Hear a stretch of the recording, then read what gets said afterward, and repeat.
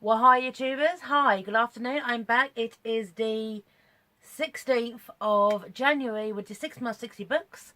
It's the third book in the series and the first one I quit. I quit. I couldn't do it anymore. I quit. It is a book about obnoxious people, do obnoxious things, and I felt nothing for them. And here's the book. Sue Townsend, the woman who went to bed for a year. Okay? So, now, Sue Townsend was the author of Adrian Mole, and I read out some of her books actually. She wrote the Adrian Mole series, number 10, Ghost Children, Queen Camilla, The Queen and I, which was turned into a show on Sky over Christmas. Okay? And that was actually pretty good, I quite like that.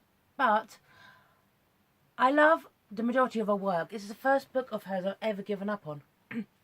Yeah, quit. Here we go. And read the blurb. The day that her twins leave home, Eva climbs into bed and stays there. For 17 years she's wanted to yell at the world, "Stop, I want to get off." Finally, this is her chance. Her husband Brian, an astronomer having an unsatisfactory affair, is upset. Will cook his dinner. Eva, he complains, is attention-seeking, but word of Eva's defiance spreads. Legions of fans believing she is protesting gather in the street, while Newfound Alexander, the white van man, brings tea and toast and unexpected sympathy. And from this odd but comforting place, Eva begins to see both herself and the world very, very differently. Great premise, great premise. But the thing is, Eva is not depressed. Well, she may be depressed. She had kind of like shades of depression, signs, if you will. Okay? But when a book is full of such odious, obnoxious people, I couldn't get into it. Okay?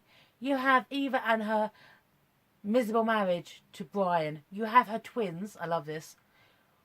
Brianna and Brian Jr. Okay, yeah. You have obnoxious mother. Oh, yeah. Let me just read some of it. Okay? Right, this is how it starts. This is how it starts. After they're gone, Eva slid the bolt across the door and disconnected the telephone. She tried having a house to herself. She went from room to room, tidying, straightening and collecting the cups and plates that her husband and children left on various services. Someone had left a soup spoon on the arm of her special chair, the one she had upholstered at night school. She immediately went to the kitchen and examined the contents of the Cleanie's cleaning products box. What would remove a Heinz tomato soup stain from embroidered silk damask? As she searched, she emoted with herself. It's your own fault. You should have kept your chair in your bedroom. It was pure vanity on your part to have it on display instead of room. You wanted visitors to notice the chair, to tell you how beautiful it was, and that you could tell them how it had taken 2 years to complete the embroidery. They had been inspired by Claude Monet's Water Lily's Pond and Weeping Willow. Trees alone had taken a year. Yeah. So, her 70-year-old twins have gone to Leeds University, okay? They're a year earlier because they're prodigies. So this is on the autistic spectrum, but this is setting up the twins, okay? Prior to this, they meet this girl called Poppy, who basically, everyone in this book is so dense. Basically, Poppy's a bitch, okay? Steals, lies, she's just an obnoxious piece of work, okay? She's just the worst kind of woman, okay? And yet everyone just seems to fall for her shit. For intelligent people, they have no common sense whatsoever, okay? Here we go.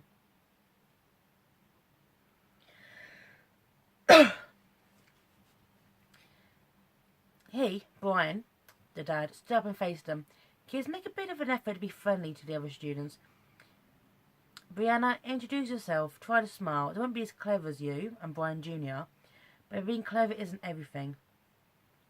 Brian Jr. said in a flat tone, "We're here to work, Dad. If we needed friends, we'd be on Facebook."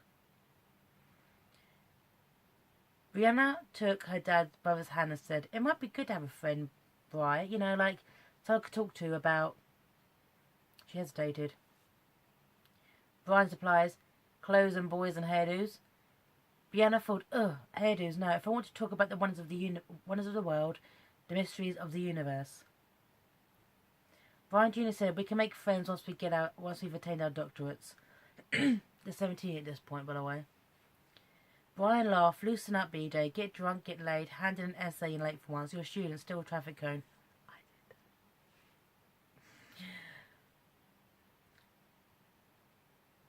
did. Brianna looked at her brother. She could no more imagine him roaring drunk with a traffic cone on his head, and she could see him in the stupid program, Strictly Come Dancing, cut in lime green lycra, dancing a rumba.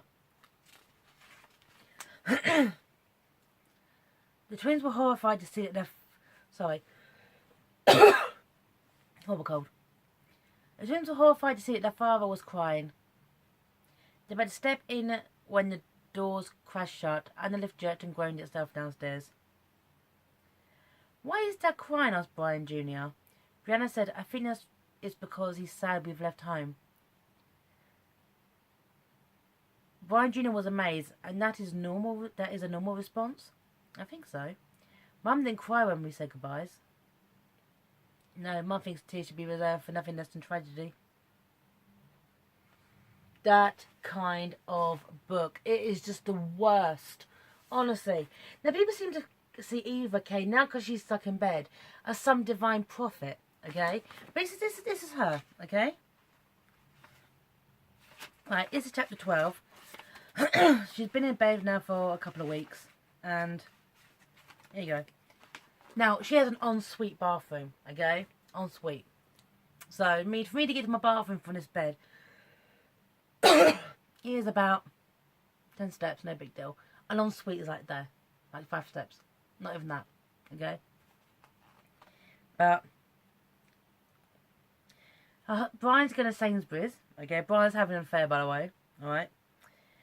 Yeah, she said, when you go to Sainsbury's, will you buy a large funnel, 2-litre plastic bottles, and a box of giant freezer bags, and from now on, collect the plastic carry bags for me, would you? Will you do that? I'm bleeding all these things to get rid of the waste. What waste? My body waste. He said incredulously, there's a fucking ensuite next door. She turned on her side and faced her husband. I can't walk these few steps to the ensuite, Bri. I was hoping you'd help me out. You're disgusting, he said. I'm not messing about decanting your piss and dumping your shit. But I can't leave this bed again, Brian. I can't make that little walk to the bathroom. So what can I do? See what I mean? You see what I mean, yeah. Obnoxious arsehole people in this book. Brian's an arsehole. He's having an affair, okay, for like last several years with a woman called Titania. The twins are both arseholes because they're both so deluded within themselves, okay? And they're just obnoxious and self-righteous. Poppy is just a bitch, okay? Who steals and lies. And he was just the worst, okay? I mean, even like their attempt at dry humour, okay, is like this. Eva was lying in bed watching the night sky, which was filled with small explosions of glorious colour and shapes. She went back to the bonfire night 2010, otherwise known as the Great Disaster. Brian put up a poster at what which says, Corner Bright Sparks, join Brian and Eva and celebrate Guy Fawkes' death. Catholics beware. Classy. So anyway, I quit, okay, at page 202, where Brianna was basically lusting over a friend of her mother's, Alex, the White Van Man. Brianna's 17, and this is why I had to call it quits.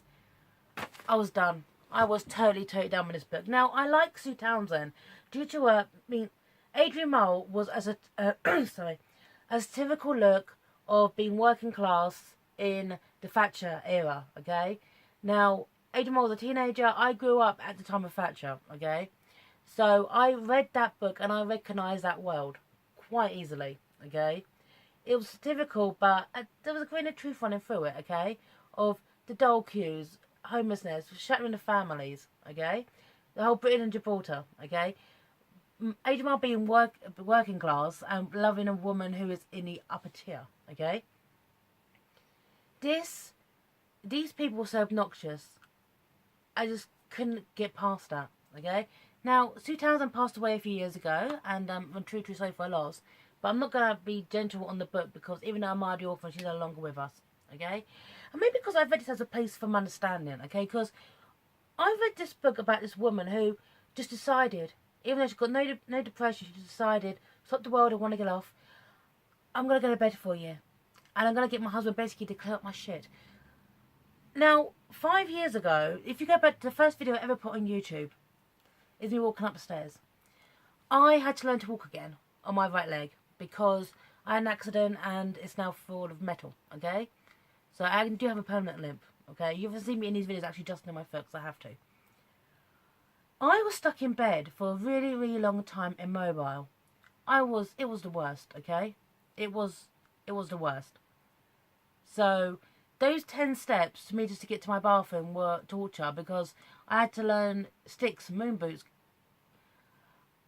Yeah, it was the worst time, okay? I got through it because I knew eventually I'd walk again. It would have to take some time, okay? And a couple of surgeries. When I'm reading a book about a woman who voluntarily goes to bed for a year, she basically removes her own independence, makes people basically have to take care of her. I just saw it as selfish. Okay? I just never saw it as selfish. Eva is a horrible, selfish person. I know her life didn't turn out the way she wanted it to, but she's now at this point in her life where she could have basically gone to university, kind of got that career that she always wanted, just do something new at Twinsville University. Instead she chooses to go to bed for a year. No. So, Sue Townsend, a woman who went to bed for a year. I do not recommend, but this is the book. I put the details, if you want to buy it, in the links under. This is the 6 months, 60 books, okay? Book 3 of it. Do not recommend and actually give up on it, but if I can read 100 pages of the book, it's not a given upper, at least. And I'm signing off, everyone. Ciao.